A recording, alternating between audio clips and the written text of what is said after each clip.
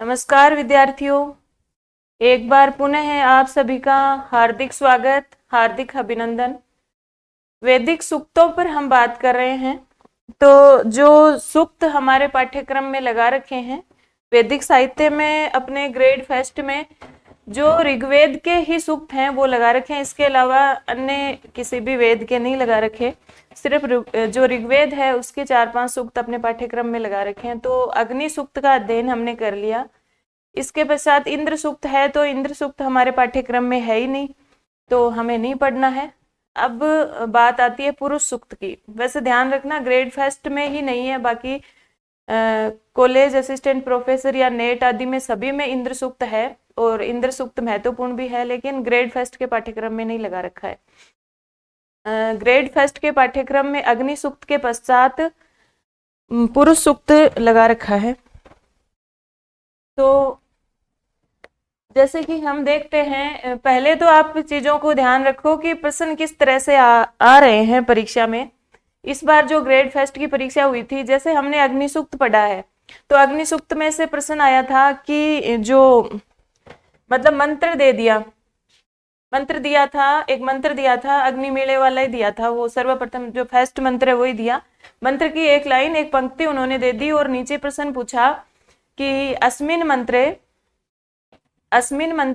इस मंत्र में मतलब अग्नि देवता पूछा, अग्नि देवता की स्तुति कौन कर रहा है, क्या है स्तुति कि अग्निम क्या है स्तुति, अग्नि की स्तुति कौन कर रहा है, तो घुमा दिया। अब हमें अच्छी तरह पता है कि ये मंत्र है अग्नि सूक्त में से है, और इस मंत्र के ऋषि वैश्वामित्र मधु छंदा है, अच्छी तरह पता है। लेकिन घुमा करके उसने क्या पूछा कि इस मंत्र में अग्नि देवता की स्तुति कौन कर रहे हैं, इतना पूछ लिया। तो अब जो ऋषि हैं वही तो स्तुति करेंगे, कॉमन सेंस की बात है, जाहिर सी बात है। तो चीजों को अगर घुमाओगे नहीं ना, तो कितना भी रट लो, ऋषि रट लो, मंत्र रट लो, कुछ भी रट लो, लेकिन चीजें समझ में नहीं आएंगी। लेकिन इतना आपके दिमाग में होना चाहिए कि ये मंत्र अग्नि सूक्त से है, और अग्नि सूक्त का जो ऋषि है वही तो अग्नि देवता की स्तुति करेगा। तो उत्तर क्या हो जाएगा, वैश्वामित्र मधु छंदा। लेकिन वैश्वामित्र मधु छंदा भी उन्होंने न तो वैश्वामित्र ऑप्शन में दिया ना मधु छंदा दिया, उन्होंने सीधा सीधा दिया विश्वामित्र। लेकिन विश्वामित्र अग्नि सूक्त के ऋषि नहीं है, लेकिन फिर भी जब हमारे पास ऑप्शन में है ही नहीं, वैश्वामित्र भी नहीं है, मधु छंदा भी नहीं है, तो अपने आप हमें विश्वामित्र करना ही था। इसी प्रकार जैसे पुरुष सूक्त को हम लेते हैं, पुरुष सूक्त में से प्रश्न पूछा कि प्रत्येक सूक्त जो हमारे पाठ्यक्रम में डाल रखे सभी में से एक एक प्रश्न आता ही आता है। पुरुष सूक्त में से प्रश्न पूछा कि पुरुष सूक्त का जो दूसरा मंत्र है, दूसरी कंडिका है, वो दे, उसकी एक लाइन दे दी, एक पंक्ति दे दी, और उसमें से पूछा अस्मिन मंत्रे छंद अस्ति, कि इस मंत्र में छंद कौन सा है। अब आपको पता है कि जो पुरुष सूक्त है उसके जो 15 मंत्र हैं, शुरुआत के जो 15 मंत्र हैं, उनमें तो अनुष्टुप छंद है और 16वें में त्रिष्टुप छंद है। ठीक है, जो वैदिक सूक्त हैं उसमें वर्ण गिनने की गलती आप नहीं करोगे, क्योंकि वर्ण है वो सही ढंग से आपको पता नहीं चलेंगे उसमें, क्योंकि ये वैदिक सूक्त हैं। और वैदिक व्याकरण में फिर जो क्या होता है कि अक्षर या वर्ण जो होते हैं उनकी निश्चित संख्या हमें नहीं पता चल पाती, क्योंकि जैसे मिलाकर के लिख दिया जाता है इत्यादि कई तरह की बातें होती हैं। तो आपको छंद याद ही रखने हैं। तो अनुष्टुप छंद तो 15 मंत्रों में है और 16वें में त्रिष्टुप है। तो आपको 15 तक मंत्र तो याद होने चाहिए कि सब में अनुष्टुप है। अब त्रिष्टुप छंद वाला जो 16वां मंत्र है वो आपको पता होना चाहिए कि कौन सा मंत्र है, कि वो मंत्र कौन सा है, ताकि उसमें त्रिष्टुप छंद कर सको। क्योंकि ऑल ओवर वो ये नहीं पूछता है अब कि पुरुष सूक्त में कौन सा छंद है, वो आपको कोई न कोई मंत्र की एक पंक्ति देकर पूछता है, और पूरा मंत्र भी नहीं देता ताकि आप वर्ण गिन सको। वो सिर्फ एक लाइन देता है, एक पंक्ति देता है। तो आपको पर्टिकुलर याद होना चाहिए कि कौन से मंत्र में कौन सा छंद है। तो सामान्य सी बात है, 1 से 15 तक तो अनुष्टुप छंद है और 16वें मंत्र में त्रिष्टुप छंद है।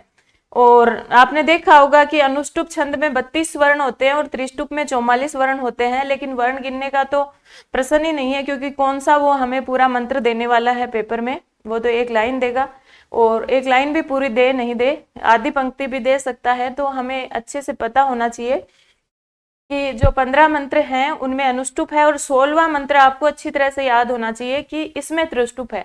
जो अलग होता है उसको भी पूछ लेता है। तो ये सारी बातें यहाँ से आ जाती हैं। अब देखिए पुरुष सूक्त, आज हम अध्ययन कर रहे हैं पुरुष सूक्त का।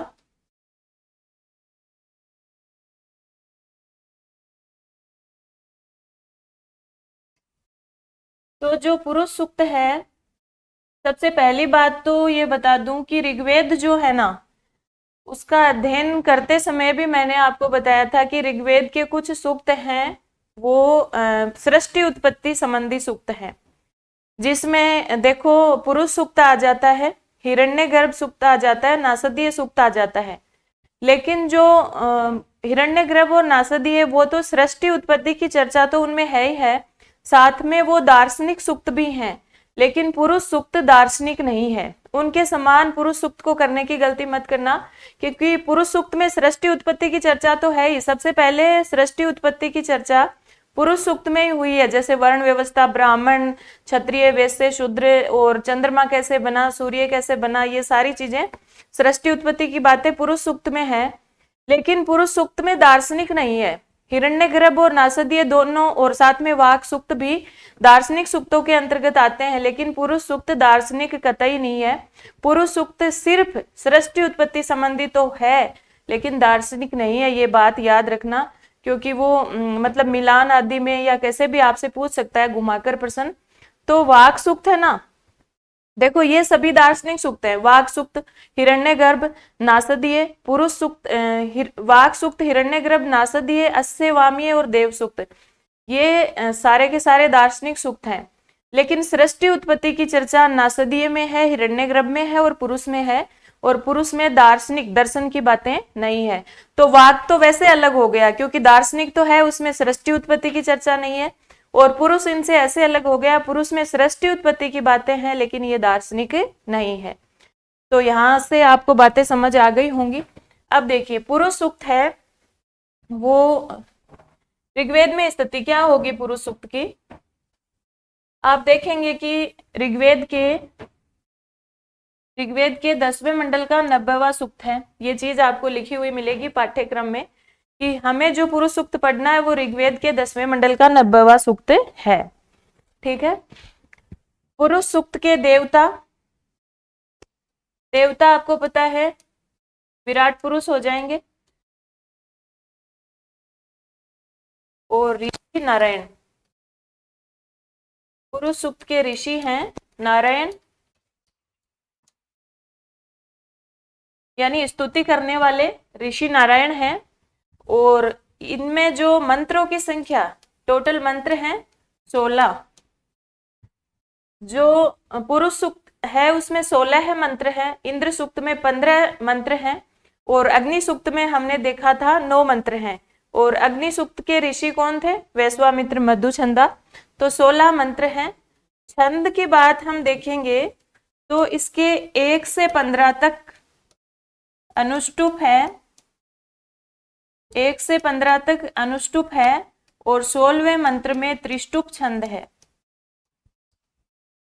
अब पहले त्रिष्टुप और बाद में अनुष्टुप, ऐसे करके कंफ्यूज नहीं होना है। आपको पता है अनुष्टुप में कितने वर्ण होते हैं? 32 वर्ण। तो अनुष्टुप पहले आता है, गायत्री, उष्णिक, अनुष्टुप, वृहति, पंक्ति, त्रिष्टुप, जगती, इस तरह से आते हैं। तो पहले कौन सा आता है? अनुष्टुप आता है। तो 1 से 15 तक अनुष्टुप, और 16वें मंत्र में त्रिष्टुप छंद है। ठीक है। मंत्र 16 हैं। ये मुख्य बातें आती हैं परिचय के बारे में। फिर हम देखते हैं कि जो विराट पुरुष है उसमें कुछ, जैसे अग्नि देवता में हम देवता परिचय पढ़ा था, वैसा कुछ भी नहीं है। पुरुष सूक्त में विराट पुरुष के बारे में ऐसा समझ सकते हैं कि सबसे विशालतम देवता है। ऋग्वेद के जितने भी देवता हैं उनमें सबसे विशाल देवता आप इनको कह सकते हैं।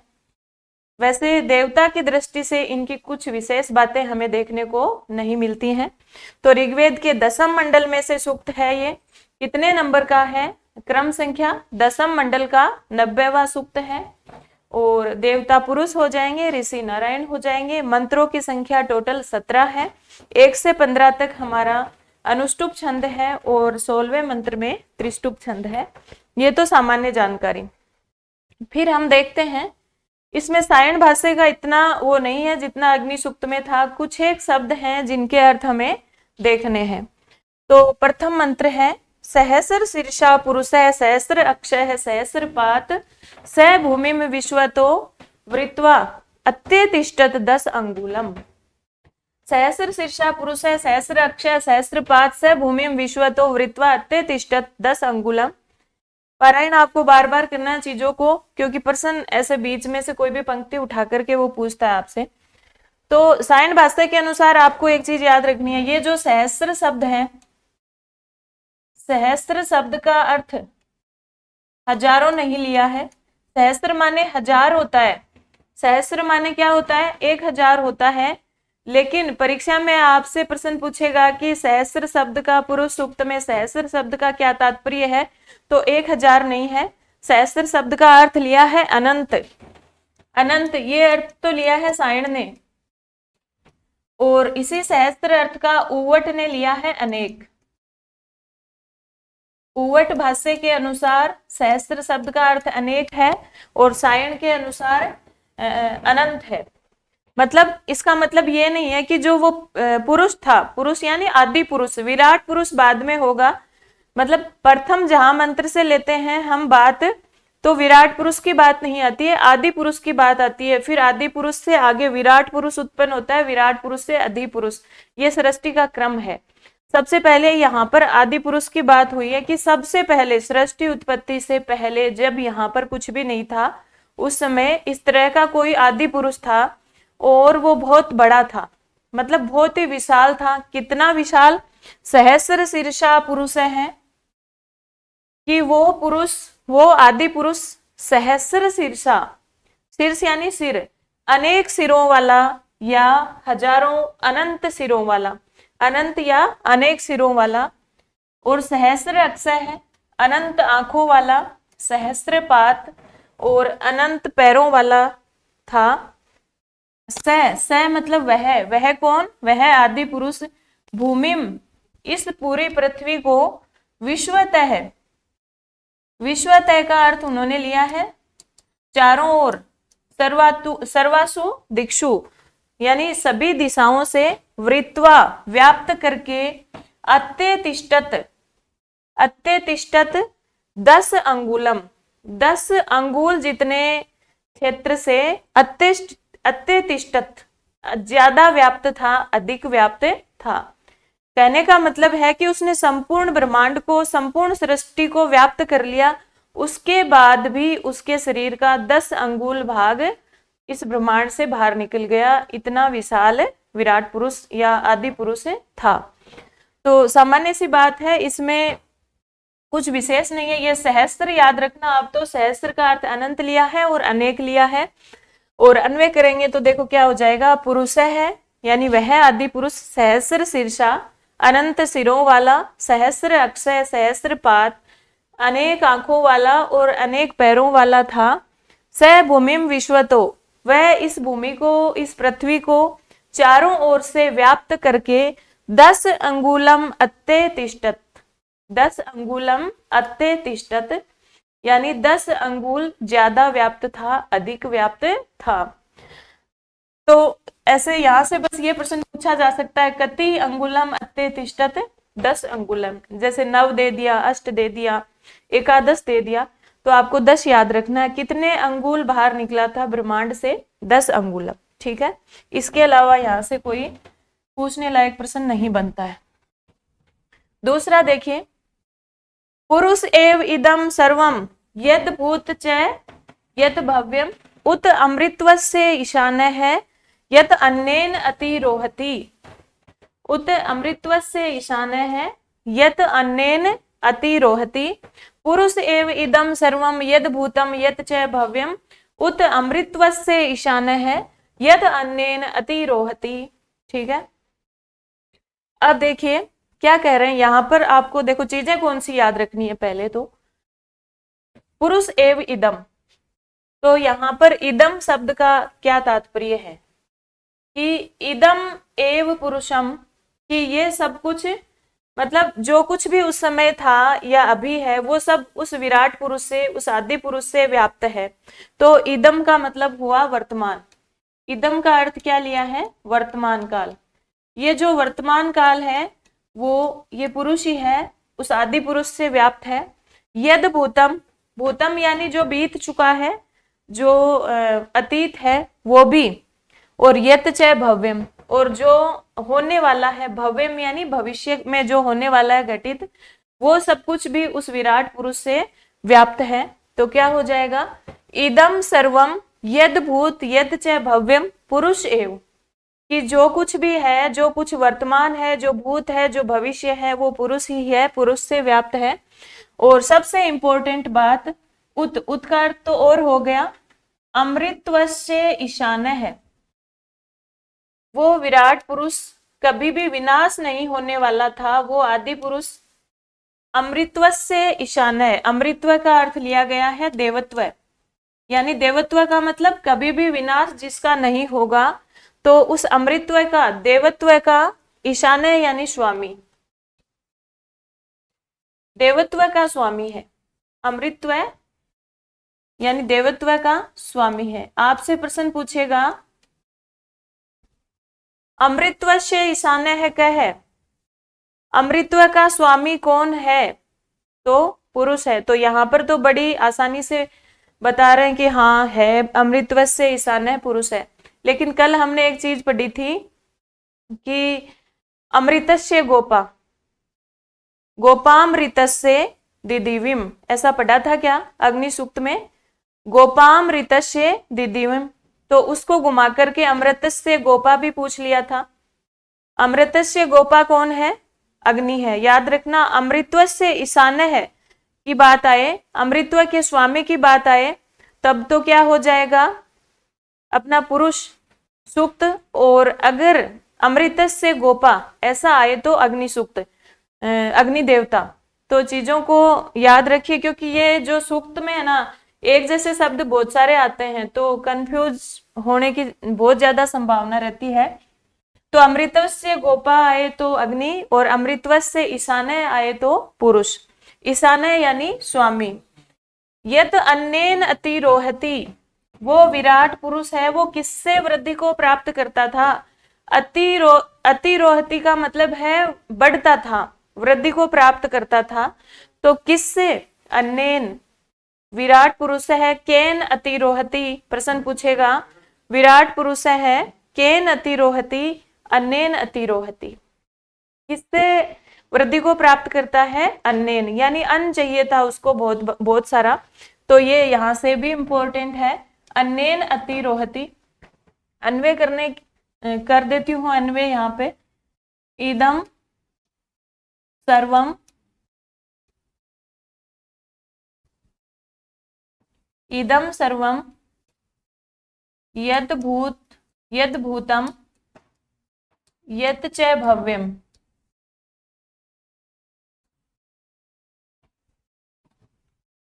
पुरुष एव।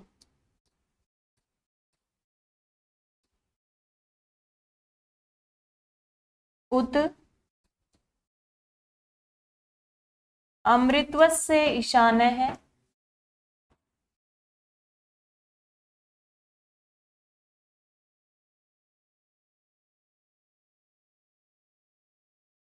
अमृतत्व से ईशान्य है,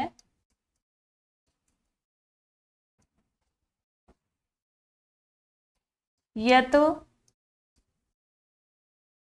अन्येन अतिरोहति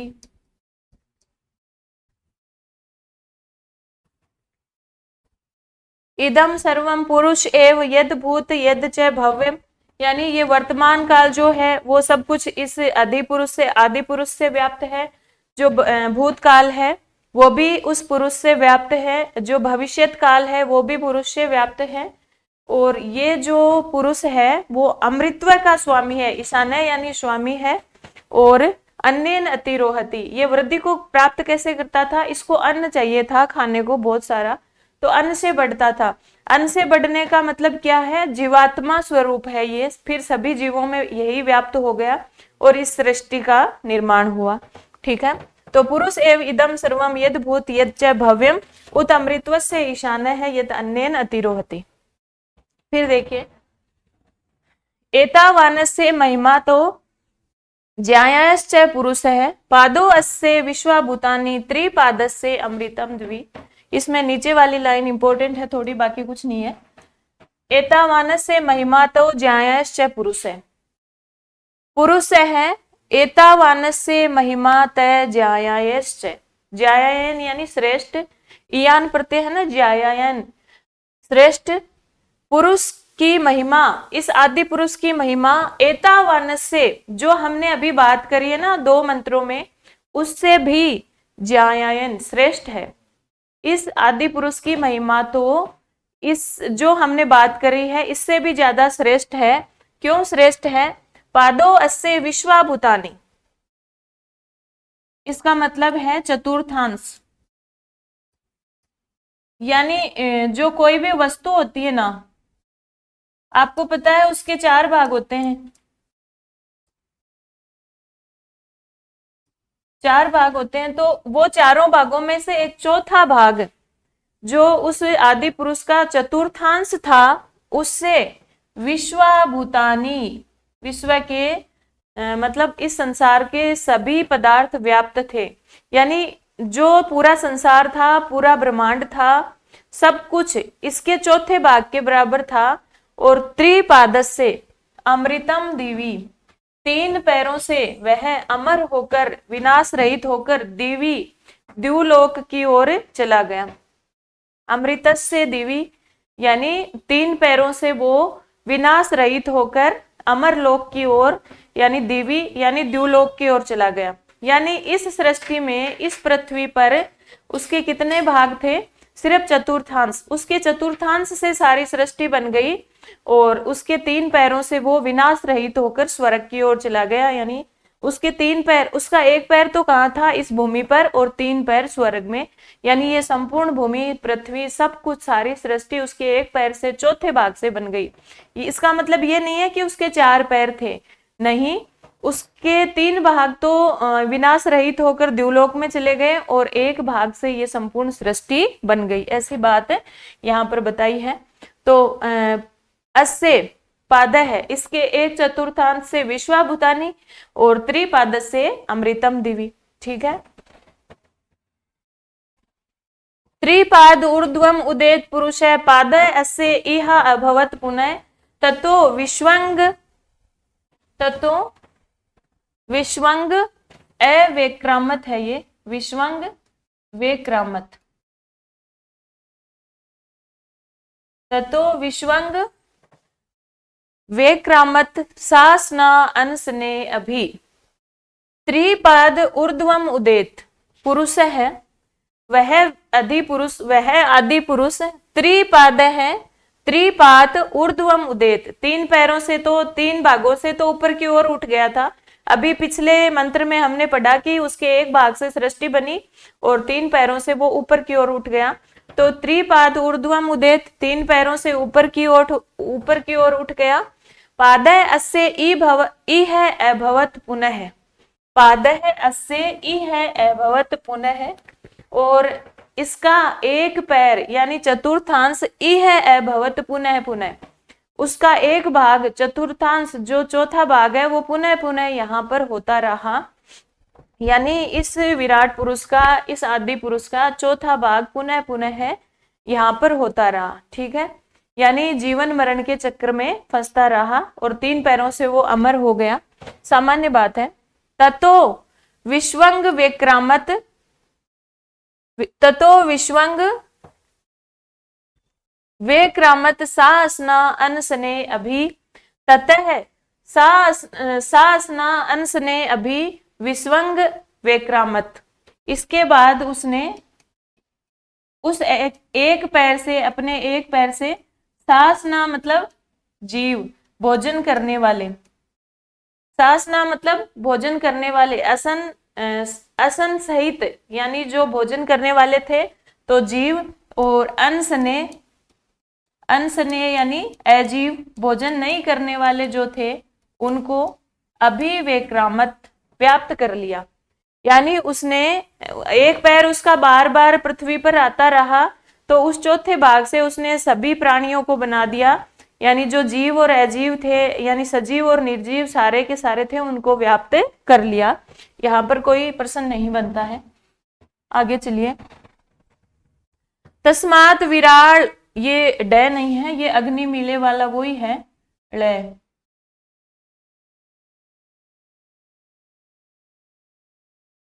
आपको बताया था ना कि दो स्वरों के बीच में अगर ड आ जाए तो वो ड ळ में बदल जाता है। तो तस्मात विराळ अजायत, विराजो अधिपुरुष है, स जातो अति अत्यरिचत, पश्चात भूमि अथः पुरः। देखो ये प्रश्न, यहां से प्रश्न बनता है, तो इसको ढंग से समझो। ये क्रम भी आपसे पूछेगा। तस्मात यानी पहले तो क्या हुआ था कि जब वो आदि पुरुष है वो शासन और अनशन सभी प्राणियों में व्याप्त हो गया, तो उस आदि पुरुष से सबसे पहले क्या था, आदि पुरुष था, ये आदि पुरुष था ना पहले। अब उस आदि पुरुष से तस्मात विराळ अजायत, देखो तस्मात में पंचमी विभक्ति है, क्यों है, जनी कर्तु प्रकृति, जनी कर्तु प्रकृति सूत्र याद है ना, अपादान कारक पंचमी विभक्ति, जनी कर्तु प्रकृति से ये अजायत, अजायत बना है ना, अजायत, अजायताम, अजायंत, ठीक है, लंग लकार जन धातु। तो तस्मात विराळ अजायत, तो उस आदि पुरुष से फिर क्या उत्पन्न हुआ, तस्मात का मतलब आदि पुरुषात, जिस आदि पुरुष को हम इतनी देर तक पढ़ रहे हैं, उस आदि पुरुष से विराळ अजायत, विराट पुरुष उत्पन्न हुआ। ये क्रम हुआ कि उस आदि पुरुष से फिर विराट पुरुष उत्पन्न हुआ। विराट पुरुष कौन सा, ब्रह्मांड रूपी, ऐसा दे रखा है मूल पुस्तक में, ब्रह्मांड रूपी विराट पुरुष उत्पन्न हुआ। ये विराट पुरुष का मतलब क्या है, ये ब्रह्मांड रूपी विराट पुरुष उत्पन्न हुआ। फिर उस विराट से अधि पुरुष उत्पन्न हुआ। अधि पुरुष का मतलब जीवात्मा, अधि पुरुष यानी जीवात्मा। और फिर इसी आदि पुरुष से सब कुछ उत्पन्न हुआ है, आगे जाकर इससे यज्ञ करेंगे। सबसे पहले आदि पुरुष था, आदि पुरुष से विराट पुरुष उत्पन्न हुआ, विराट पुरुष से अधि पुरुष उत्पन्न हुआ। देखो दे रखा है ना, तस्मात विराट अजायत, यानी उस आदि पुरुष से विराट पुरुष उत्पन्न हुआ। विराजय है अधि पुरुष है, और उस विराट पुरुष से अधि पुरुष उत्पन्न हुआ, यानी विराट पुरुष यानी ब्रह्मांड रूपी विराट पुरुष उत्पन्न हुआ। फिर जीवात्मा रूपी अधि पुरुष उत्पन्न हुआ। फिर क्या हुआ, वो अधि पुरुष जाते हैं अत्यरिचत, उत्पन्न होते ही फैल गया। अत्यरिचत का मतलब अतिरिक्तो अभवत, यानी अतिरिक्त फैल गया बहुत सारी दूर में। और किस रूप में फैला, वो जो अधि पुरुष था वो फैल गया, अतिरिक्त हो गया, किस रूप में, तो देव, तिर्यक, तिर्यक यानी पशु पक्षी, और देव, तिर्यक और मनुष्य रूप में फैल गया। किस रूप में फैला, देव, तिर्यक और मनुष्य रूप में फैल गया। और फिर उसने क्या किया, उसके फैलने के बाद भूमि का निर्माण हुआ, और फिर पुरः है, पुरों का निर्माण हुआ। पुर का मतलब नगर नहीं है, ध्यान रखना कि फिर क्या बने, भूमि बने और फिर शरीर बने। तो पुरः का मतलब अलग अलग शरीर बने, शरीराणी। पुरः शब्द का अतर, पुरः शब्द अतः है। यहां पर पुरः शब्द का क्या तात्पर्य है, ऐसा प्रश्न पूछेगा। ये देखो, ये यहां पर पुर शब्द का क्या तात्पर्य है, पुरः शब्द से तात्पर्य तो शरीराणी, पुरः मानी यहाँ पर क्या हो जाएगा, शरीर, ठीक है। यहाँ पे नगर नहीं होगा, शरीर होगा, पुरः मतलब शरीराणी, ठीक है। तो ये याद रखना, महत्वपूर्ण बात है, इंपॉर्टेंट बात है, यहाँ से पुरः है। तो तस्मात विराळ अजायत, विराजो अधि पुरुष है, स जाते अत्यरिचत, पश्चात भूमि अथय पुरः। कि भाई सबसे पहले तो क्या हुआ, एक आदि पुरुष था, आदि पुरुष से विराट पुरुष उत्पन्न हुआ, विराट पुरुष से अधि पुरुष उत्पन्न हुआ।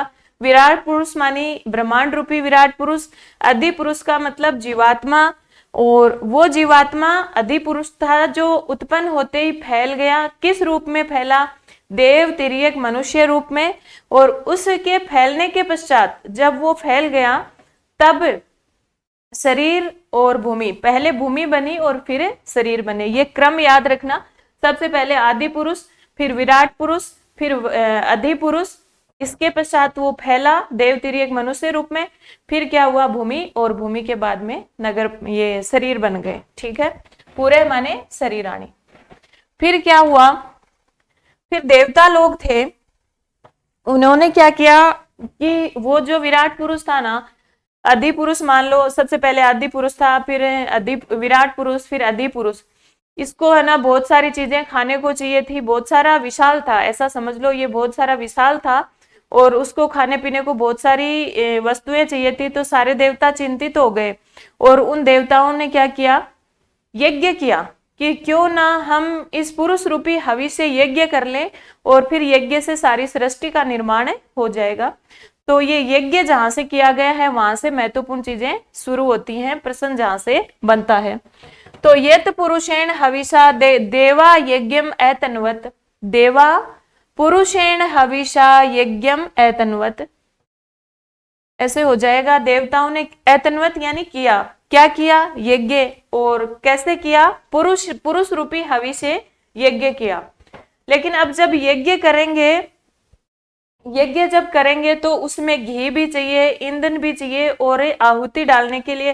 वैसे संपूर्ण रूप से तो पुरुष को हवि बना लिया। पुरुष को हवि ऐसा नहीं है कि उसको काट करके उसमें डाल दिया, मानसिक यज्ञ है। ये यज्ञ किस प्रकार का है? यज्ञ जो देवताओं ने किया वो किस प्रकार का है? मानस यज्ञ है, सिर्फ मानस यज्ञ किया देवताओं ने।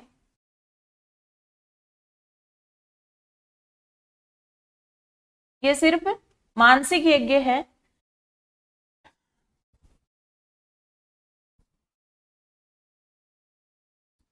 देवताओं ने जो यज्ञ किया है वो सिर्फ और सिर्फ मानसिक यज्ञ या मानस यज्ञ है। लेकिन उसमें क्या चाहिए?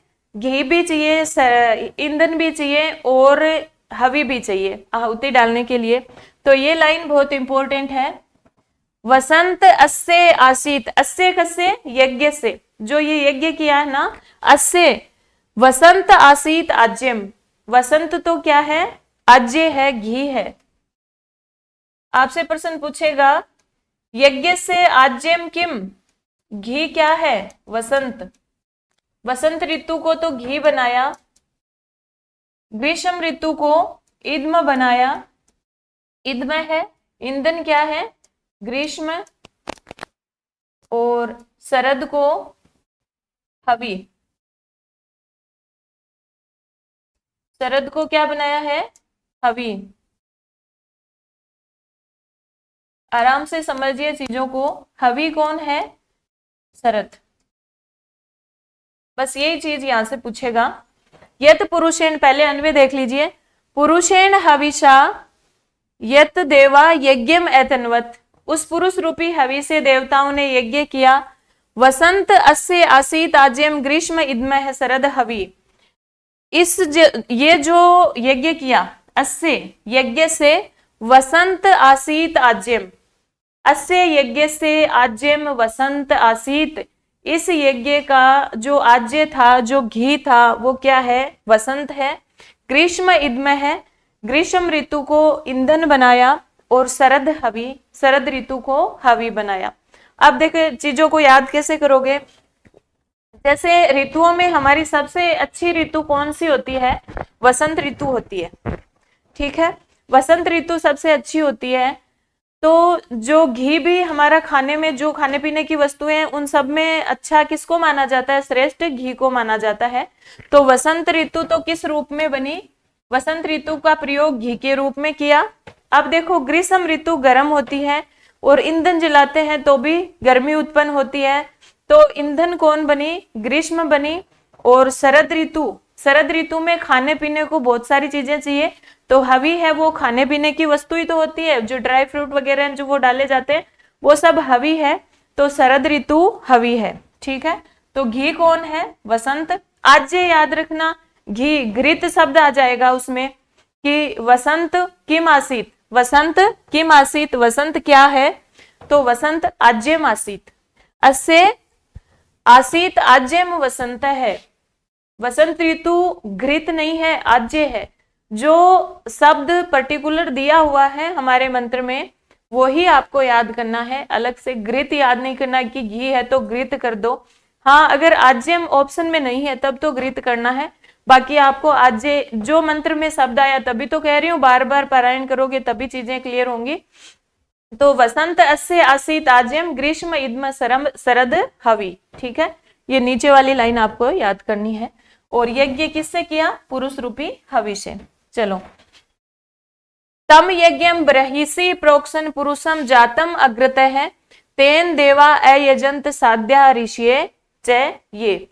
इसमें कुछ विशेष बात नहीं है, अन्वय करोगे तो क्या हो जाएगा कि पहले तो क्या किया, उसे जो विराट पुरुष है, जो आदि पुरुष है, उसको पवित्र किया, क्योंकि उसकी हवि से हम यज्ञ कर रहे थे ना, तो उसको पवित्र किया। और पवित्र करने के लिए बर्हिषि प्रोक्षण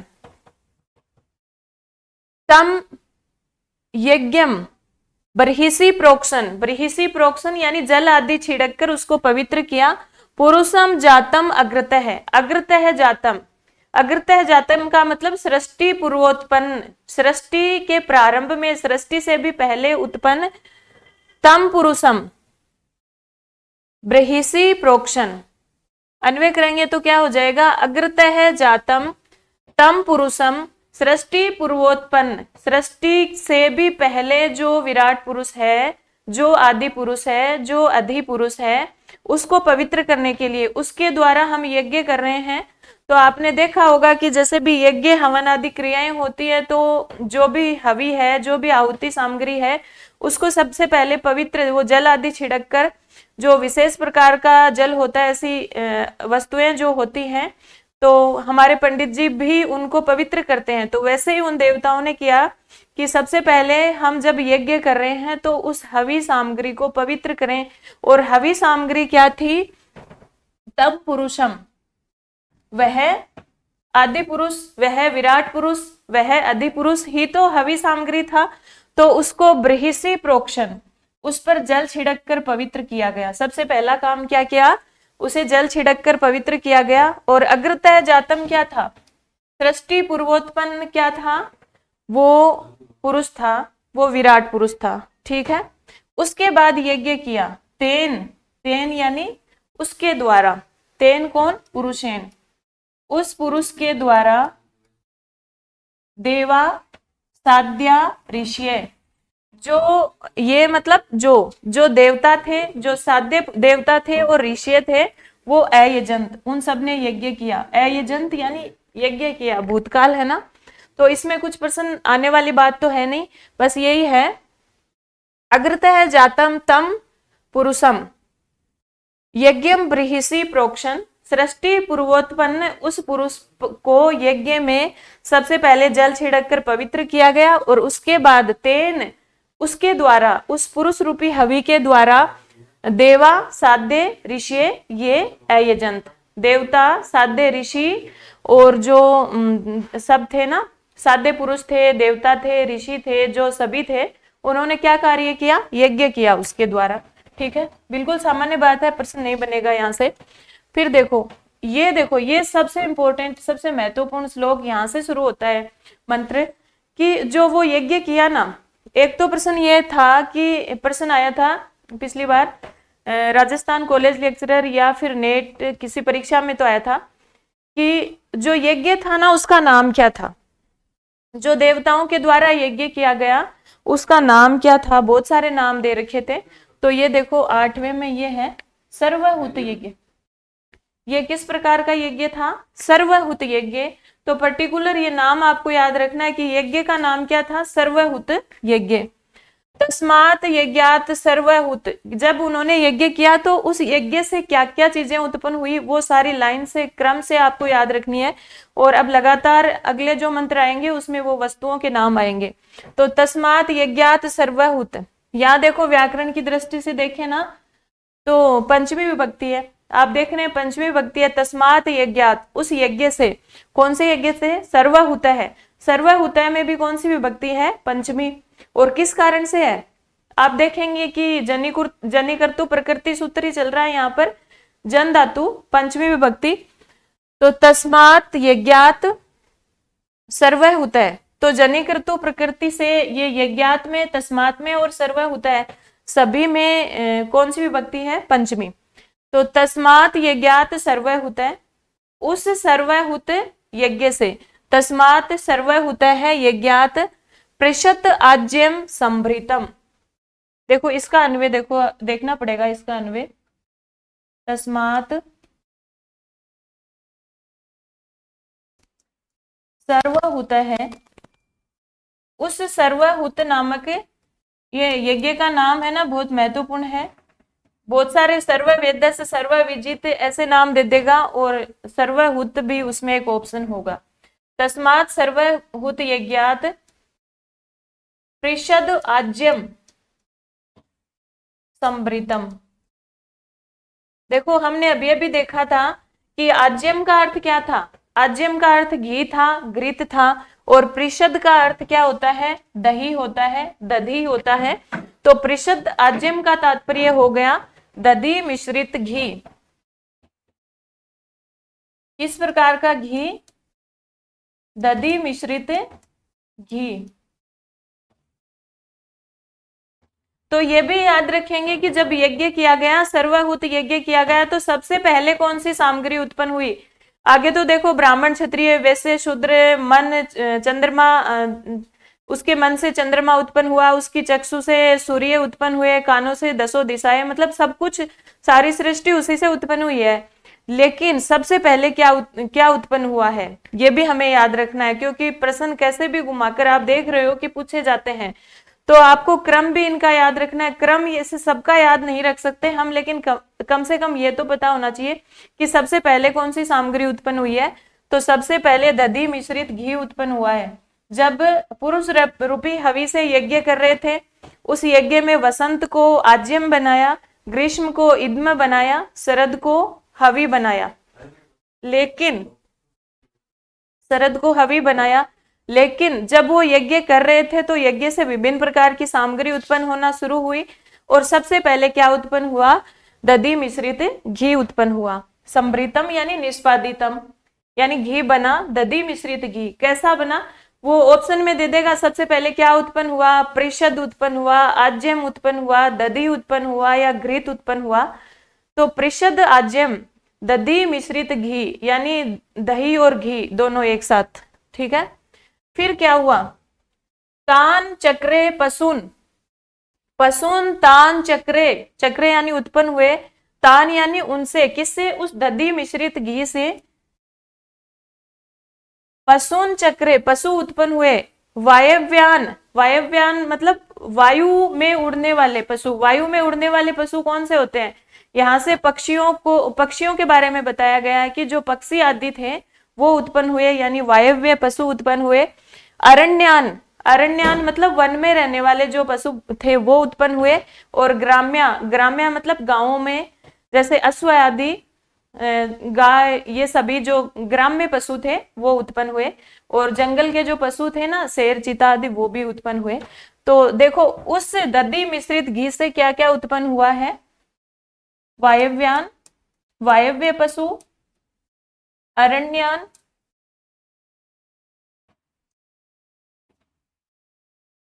ये ग्राम्यान, पशुन, चक्रे, ये इसका अन्वय हो जाएगा। तो देखो ये क्रम है कि उस सर्वहुत यज्ञ से, एक तो आपको यज्ञ का नाम याद रखना है कि कौन सा यज्ञ था, सर्वहुत यज्ञ था। फिर उससे प्रसद आज्यम दधी मिश्रित घी उत्पन्न हुआ। फिर उससे वायव्य पशु, अरण्य पशु और ग्राम्य पशु उत्पन्न हुए। तो महत्वपूर्ण बात यहाँ पर, एक तो यज्ञ का नाम और एक सबसे पहले दधी मिश्रित घी उत्पन्न हुआ, और उस प्रसिद्ध आज्यम से वायव्य, अरण्य और ग्राम्य पशु उत्पन्न हुए, ठीक है।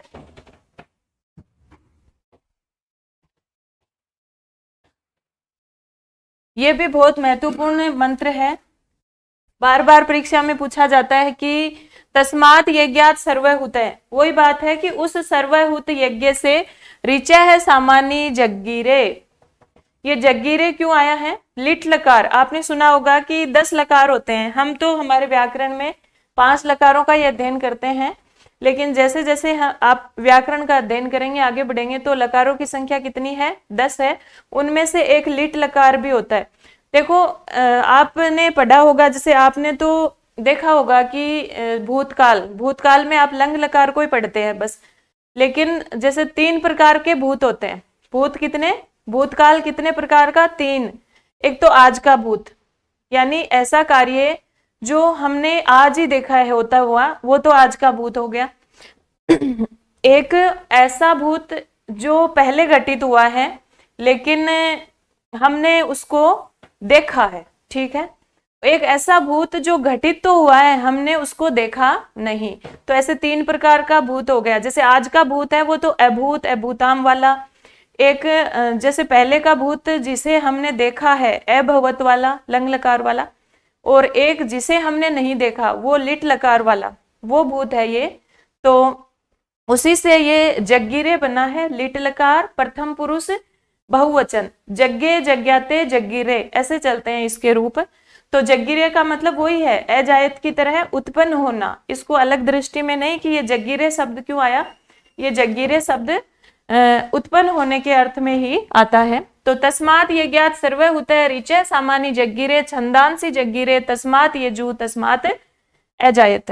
अब देखो ये अजायत भी आ गया ना, ये अजायत अजायत अजायताम अजायंत, ये लंग लकार वाला अजायत है, एक वचन। लंग लकार प्रथम पुरुष एक वचन, ठीक है। छंदांसी जंगीरे तस्मात यजु तस्मात अजायत। तो सबसे पहले वेदों की उत्पत्ति के बारे में भी पुरुष सूक्त में चर्चा की गई है कि उसी विराट पुरुष से, उसी अधि पुरुष से तस्मात जो यज्ञ किया गया, तस्मात सर्वहुत यज्ञात ऋचे है सामान्य जगीरे, उस सर्वहुत यज्ञ से ऋग्वेद सामवेद उत्पन्न हुए। तस्मात छंदांसी जगीरे, उसी से छंद उत्पन्न हुए। तस्मात यजुहु अजायत, और उसी से यजुर्वेद उत्पन्न हुआ। तो आपसे प्रश्न पूछेगा कि वेद त्रयी जो है उसकी उत्पत्ति कहाँ से हुई है? विराट पुरुष से या अधि पुरुष से। और जो ये जो ना कौन सा वेद है वो उस पुरुष देवता से उत्पन्न नहीं हुआ है, उस सर्वहुत यज्ञ से उत्पन्न नहीं हुआ है। तो अथर्ववेद, ऑप्शन में क्या मिलेगा आपको? अथर्ववेद। देखो आप ध्यान से देखोगे ना तो ऋग्वेद की बात है, सामवेद की बात है, यजुर्वेद की बात है, लेकिन अथर्ववेद की बात यहाँ पर नहीं है। उस सर्वहुत यज्ञ से जिसमें हमने विराट पुरुष की आहुति दी थी, हवि बनाई थी, उसमें से ऋग्वेद सामवेद यजुर्वेद तीनों उत्पन्न हुए हैं, लेकिन हमारा अथर्ववेद यहाँ से उत्पन्न नहीं हुआ है। प्रश्न ऐसा भी बन सकता है, तो ध्यान रखना। और क्रम क्या है देखो, ऐसे देखेंगे, इसके अन्वय की आवश्यकता ही नहीं। तस्मात सर्वहुत यज्ञात ऋचे सामान्य जगीरे, सबसे पहले तो उस सर्वहुत यज्ञ से वो प्रसद आज्यम वायव्य आरण्य पशु उत्पन्न हुए। फिर क्या उत्पन्न हुए? ऋग्वेद और सामवेद उत्पन्न हुआ। तस्मात छंदांसी जगीरे, उसी से छंद उत्पन्न हुए। यजुहु तस्मात अजायत, उसी से यजुर्वेद उत्पन्न हुआ। तो क्रम क्या हो जाएगा? उस सर्वहुत यज्ञ से उत्पन्न हुई वस्तुओं का सबसे पहले तो ऋचे है, ऋग्वेद की ऋचाएं, फिर सामान्य सामवेद के मंत्र, उसके बाद छंद उत्पन्न हुए, और फिर उससे यजुस उत्पन्न हुए।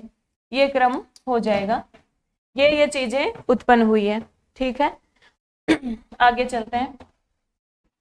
मंत्र संख्या 10, तस्मात अश्वा अजायंत। ये आप लिखोगे साथ के साथ कि कौन कौन सी वस्तुएं उत्पन्न हुई है, क्योंकि मंत्रों के अनुसार उनको भूल जाते हैं। फिर मंत्रों का पारायण तो हम करते हैं, लेकिन इन वस्तुओं में तो ये 8-10 वस्तुएं हैं जो विराट पुरुष के इस सर्वहुत यज्ञ से उत्पन्न हुई है। तो इनको लिख लेना एक बार, ताकि चीजें आपको याद हो जाएं, क्योंकि वो प्रश्न पूछेगा कि कौन सी वस्तु उत्पन्न हुई है और कौन सी वस्तु कहाँ से उत्पन्न हुई है। तो ऐसे इनको क्रम से एक बार लिख लोगे। तस्मात अश्वा अजायंत, ये केच है उभय दत्त है, गाओ है जगीरे, तस्मात तस्मात जाता अजावय। देखो कौन कौन और उत्पन्न हुए? ऋच सामान्य जगीरे, छंदांसी, और फिर कौन उत्पन्न हुआ था? यजुर्वेद। इसके बाद देखो कौन उत्पन्न हुआ है? तस्मात अश्वा अजायंत, अजायत, अजायताम, अजायंत। ठीक है। तस्मात, तस्मात कस्मात वही चल रहा है जन्य कर्तु प्रकृति वाला। तस्मात कौन? वही सर्वभूत यज्ञात, उसी सर्वभूत यज्ञ से अश्वा अजायंत, सबसे पहले अश्वा अजायंत घोड़े आदि उत्पन्न हुए। फिर ये के च उभय दत्त है, ये के, यह, यो, ये, और क है कऊ के। ठीक है, बहुवचन है ना, प्रथमा विभक्ति बहुवचन, यह शब्द, यत शब्द। ठीक है, तो यह के यानी जो कुछ उभयदत्त है, जो कोई उभयदत्त है। उभयदत्त का मतलब ऐसे पशु जिनके ऊपर नीचे दोनों तरफ दांत होते हैं। तो ये गर्दभ आदि कुछ पशुओं की ओर संकेत किया है। गर्दभ आदि जो पशु थे वो उत्पन्न हुए। फिर क्या? गाओ है जग्गीरे तस्मात, गावे है, गावे यानी गायें, हमारी धेनु आदि जो थी वो उत्पन्न हुई। और तस्मात जाता अजावय है। अजावय का क्या मतलब? अजावानी तो बकरी होता है और साथ में वय जोड़ दिया, तो अजा के साथ कौन हम मिलाकर के किसको बोलते हैं? भेड़ बकरियां। तो अजावय का मतलब क्या हो गया? भेड़ बकरियां उत्पन्न हुई। तो उस सर्वभूत यज्ञ से देखो ये चीजें और उत्पन्न हुई। अश्वा अजायंत उभय दत्त है, उभय दत्त है ये नाम याद रखना। कौन उत्पन्न हुए? अश्वा, उभय दत्त है, गावय है और अजावय, ये चार पशु उत्पन्न हुए। कौन कौन से? अश्वा, उभय दत्त है, गर्दभ यानी गधे खच्चर आदि जो उभय दत्त पशु होते हैं वो, फिर गायें और फिर अजावय है, भेड़ बकरियां उत्पन्न हुई। सबसे पहले कौन उत्पन्न हुआ था? प्रसिद्ध आज्यम उत्पन्न हुआ था, दधि मिश्रित घी उत्पन्न हुआ था सर्वभूत यज्ञ से। दधि मिश्रित घी से ग्राम्य, आरण्य और वायव्य पशु उत्पन्न हुए। फिर क्या उत्पन्न हुआ? ऋच, सामानी, जग्गीरे, फिर छंदांसी और फिर अपना सामवेद यानी यजुर्वेद। ऋक, यजु, साम तीनों वेद और छंद। और फिर देखो ये सब उत्पन्न हुए। अश्वा, उभय दत्त है, गावय है और अजावय है, भेड़ बकरियां, ये सभी चीजें उत्पन्न हुई। अब देखो वो कह रहे हैं, ऋषि नारायण ये सारी बातें कर रहे हैं, तो उनको किसने पूछा कि तुम बता तो रहे हो कि ये विराट पुरुष ऐसा था और इससे ये सब चीजें उत्पन्न हुई, तो उसकी कल्पना उन देवताओं ने कितने रूपों में करी थी? यानी उस विराट पुरुष के हाथों से कौन उत्पन्न हुआ, पैरों से इसके हाथ कौन थे, पैर कौन थे, मुख कौन था, ये सारी बातें किसी ने पूछी। तो देखो ये सामान्य श्लोक है, इसमें कोई प्रश्न नहीं बनता है। यत पुरुषम वेधु कतिदा वे कल्पन, यत पुरुषम वेदधु कतिता वे कल्पन, यत पुरुषम वेदधु, जिस पुरुष की, जिस विराट पुरुष की तुम कल्पना कर रहे हो, कतिधा वे कल्पयन, उसकी कितने भागों में तुमने कल्पना करी। मुख किम अस्से, इसका मुख क्या था। कौ बाहु, इसकी भुजाएं क्या थी। का उरु, इसकी जंघाएं क्या थी। पादा उच्चते, और इसके पैर क्या थे। ठीक है, यानी इसके हाथ, पैर, मुख और भुजाएं ये सब क्या थी। तो बता रहे हैं ऋषि नारायण आगे, ब्राह्मणों, ये श्लोक, ये मंत्र आपको याद होगा अच्छी तरह से, और नहीं भी है तो कोई बात नहीं, याद करने की जरूरत नहीं है, वैसे सामान्य है। ब्राह्मणों अस्य मुखम आसीत बाहु राजन्य कृत उरु तद अश्य यद वैसे पदभ्याम शुद्रो अजायत। ब्राह्मणों अस्य मुखम आसीत बाहु राजन्य कृत उरु तद अस्य यद वैसे बाहु राजन्य कृत है। ठीक है, पदभ्याम शुद्रो अजायत, अजायत, अजायताम, अजायंत। तो ये अजायत है तो प्रथमा विभक्ति एक वचन। अब देखो यहां से अगर याद है मंत्र तो अच्छी बात है, बाकी इतना याद कर लीजिए कि किस अंग की कल्पना किस रूप में की गई, कि इस विराट पुरुष का मुख क्या था, इसकी भुजाएं क्या थी, इसके जंघाएं क्या थी और पैरों से कौन उत्पन्न हुआ। बस, बाकी मंत्र को रटने की आवश्यकता नहीं है। वैसे देखा जाए ना तो बहुत ही सामान्य सी बात है, लेकिन प्रश्न बहुत बार बना है यहां से।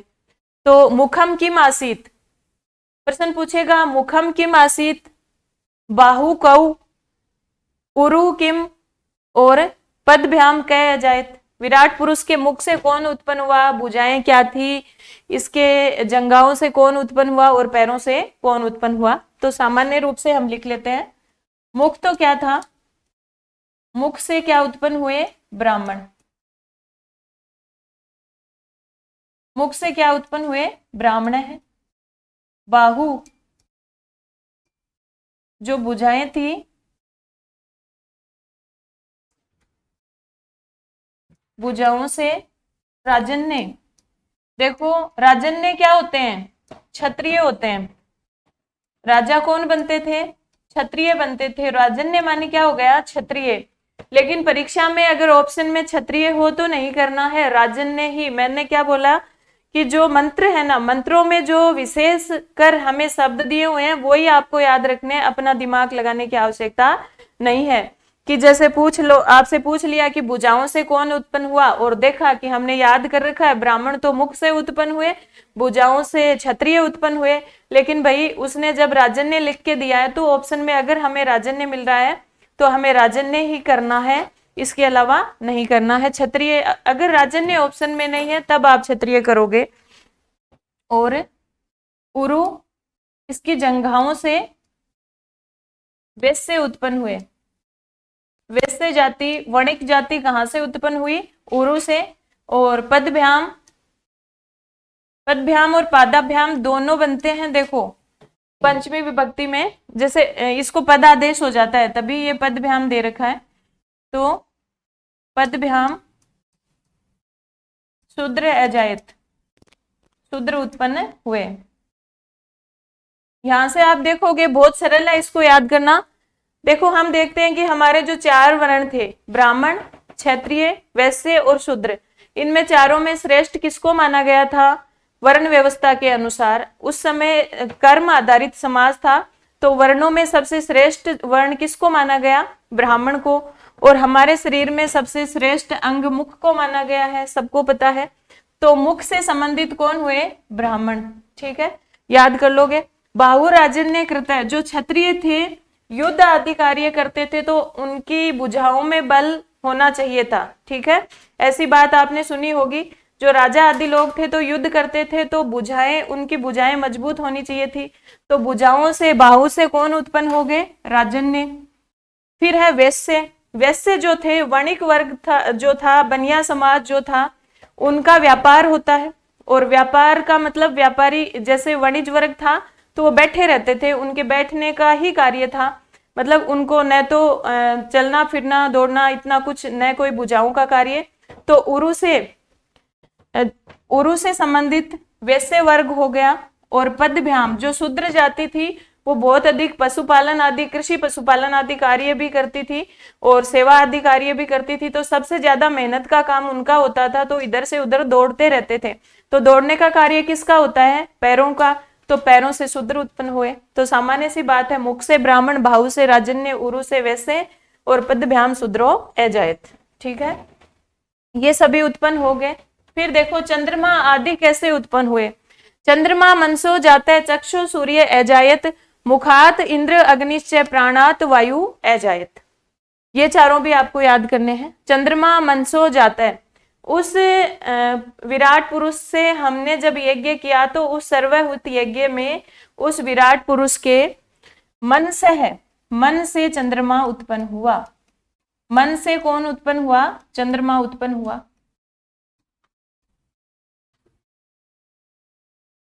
चक्षु, चक्षु से सूर्य उत्पन्न हुआ, उसकी चक्षु से, उनकी आंखों से सूर्य उत्पन्न हुआ। मुखात, मुख से इंद्र और अग्नि, मुखात इंद्र अग्नि च अजायत, और प्राणात वायु,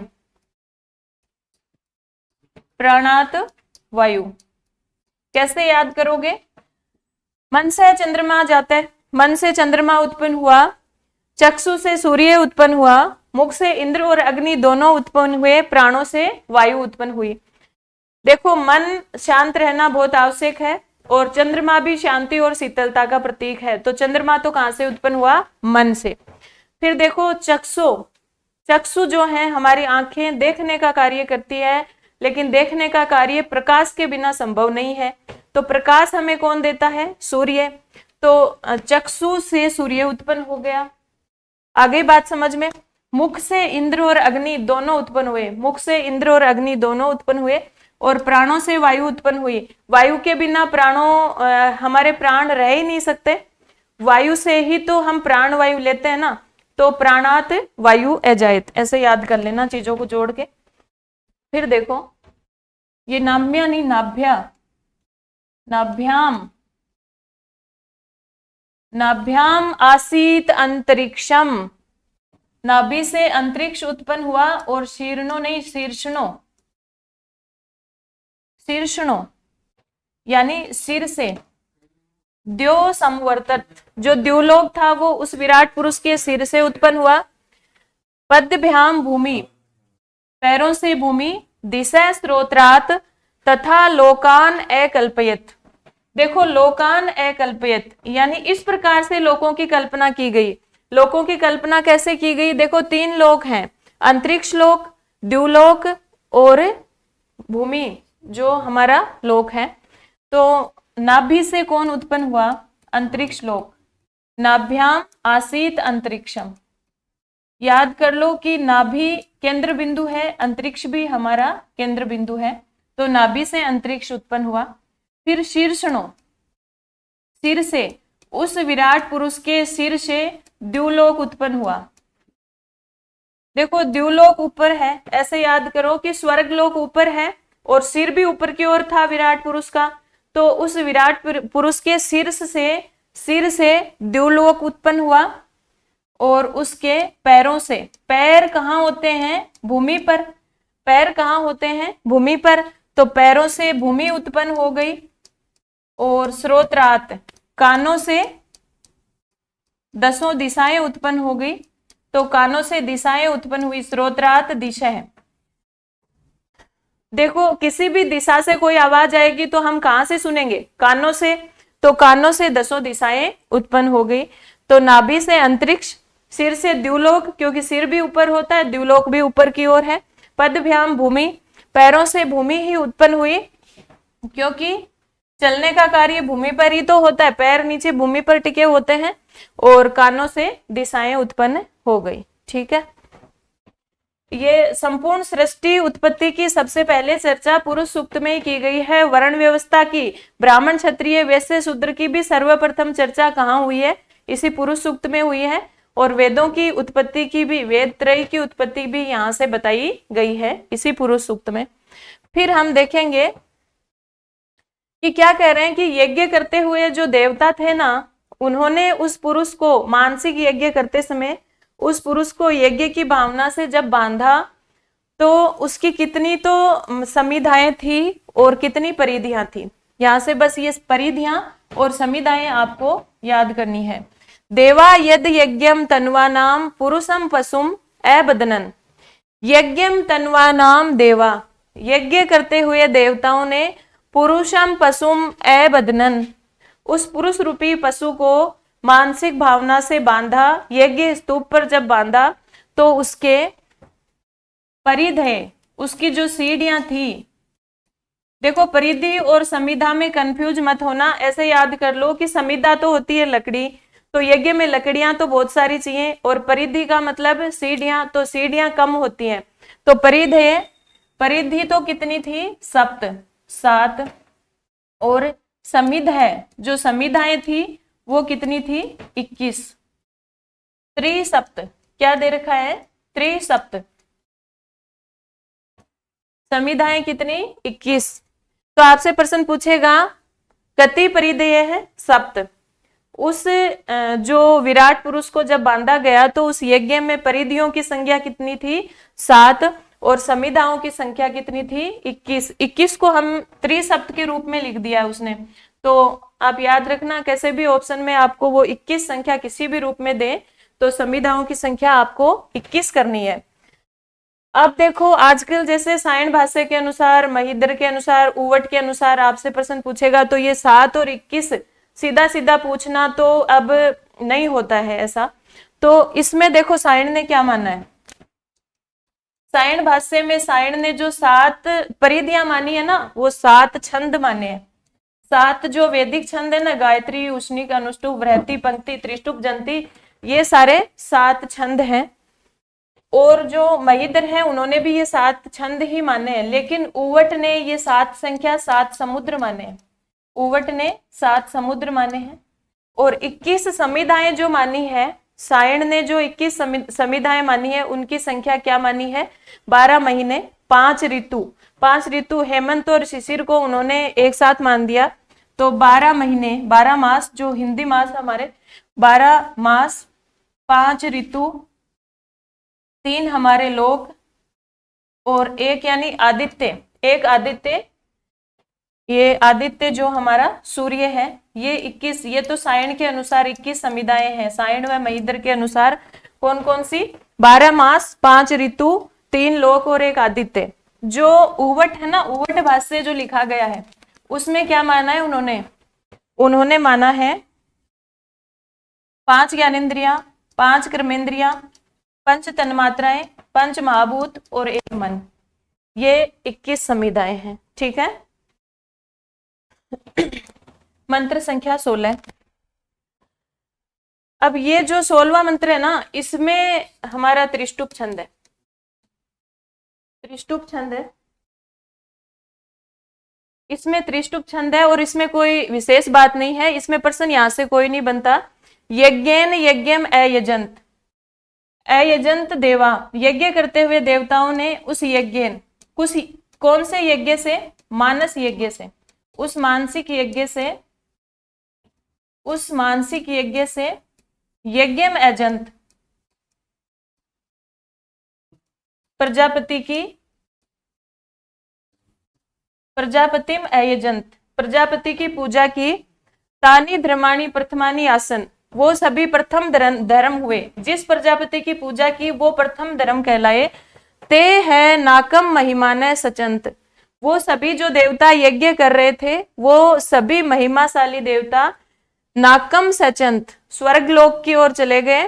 पूर्वे साध्या देवा संति, जहां पर पहले साध्य देवता निवास करते थे। तो इसमें 2 बातें आपको याद रखनी है। यज्ञ से क्या मतलब है? मानसिक यज्ञ। जो मानसिक सर्वभूत यज्ञ कर रहे थे उस यज्ञ के द्वारा प्रजापति की पूजा की, अर्चना की, और वो प्रजापति प्रथम धर्म हुए। तानी धर्माणी प्रथमानी आसन, ते है नाकम महिमाने सचंत, और वो सभी महिमाशाली देवता स्वर्ग लोक की ओर प्रस्थान करे, जहां पर पूर्वे साध्या देवा संति, जहां पहले के साध्य देव निवास करते थे। तो पूरे जो 15 मंत्र थे उस 15 मंत्रों में हमारा अनुष्टुप छंद था, और अंतिम जो 16वां मंत्र है उसमें त्रिष्टुप छंद है। ये बात आप याद रखेंगे। इस मंत्र को याद कर लीजिएगा कि यज्ञम अयजंत वाला है उसमें त्रिष्टुप है, बाकी सब में अनुष्टुप है। तो ये हमारा पुरुष सूक्त है। अग्नि सूक्त के पश्चात पुरुष सूक्त भी पूर्ण हुआ, और इसमें जो विशेष बातें क्या क्या चीजें उत्पन्न हुई है उस सर्वभूत यज्ञ से, ये आप क्रम से लिखकर इनको अध्ययन करोगे, याद करोगे। इसके पश्चात हम जो हमारा अगला प्रकरण होगा उसमें जो अगला सूक्त जो लेंगे उसका अध्ययन करेंगे। धन्यवाद। जयतु संस्कृतम जयतु भारतम।